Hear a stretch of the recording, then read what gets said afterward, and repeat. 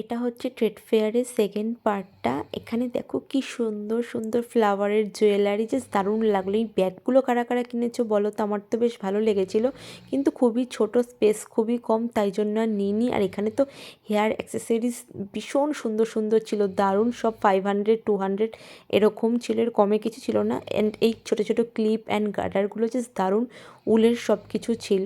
আর ব্রেসলেটগুলো just দারুণ ছিল। And এগুলো দেখো কি প্রিটি, কতটা সুন্দর লাগছে।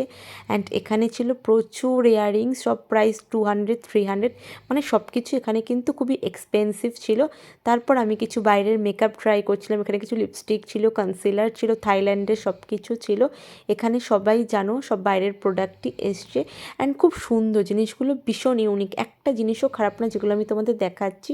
অ্যান্ড এই ইয়াররিংসটা আমার জাস্ট দারুণ লেগেছিলো, নিয়ে নিলাম, ফ্লাওয়ারের মধ্যে ছিল। অ্যান্ড এগুলো সবই বাইরের জিনিস। অ্যান্ড দুবাইয়ের এখান থেকে আমি নিয়েছিলাম হচ্ছে একটা ছোট্ট মিনি পারফিউম, অনেক রকম ছিল, আতর, পারফিউম। সো স্মেলগুলো কিন্তু জাস্ট দারুণ ছিল। আমি ট্রাই করেই তারপর নিয়েছি, অনেকগুলো ট্রাই করেছি। কালেকশনগুলো সবই ছিল দুবাইয়ের। এখানে ভিডিও করছিল, দেখতেই পারছো, অনেক কিছুই প্রোডাক্ট সেল করছিল। সো যাই হোক, এই কাউন্টারে আমি আর বেশিক্ষণ দাঁড়াইনি, তারপর প্রত্যেকটা কাউন্টার ঘুরে ঘুরে দেখছিলাম। তারপর ড্রাই ফ্রুটসের কাউন্টারে গেলাম। অ্যান্ড কী কী ড্রাই ফ্রুটস নিলাম সেটা আমি নেক্সট পার্টে তো অবশ্যই শেয়ার করব। অ্যান্ড এই ক্রকারি সেটগুলো কিন্তু জাস্ট দারুণ ছিল, কিন্তু অনেকটা এক্সপেন্সিভ ছিল, 600 700-এর মধ্যে। অ্যান্ড খেজুরগুলো কিন্তু যারা ট্রাই করেছো, খেজুরগুলো কিন্তু একটু অন্যরকম, বড় বড় খেজুরগুলো ছিল। অ্যান্ড খেজুরগুলো খেতেও বেশ ভালো ছিল। অ্যান্ড পারফিউমের বড় বড় অনেক কাউন্টার খুলেছিল। অ্যান্ড এখানে ছিল ক্রিস্টাল ট্রিগুলো, আমার ক্রিস্টাল ট্রি কিন্তু জাস্ট দারুণ লাগে।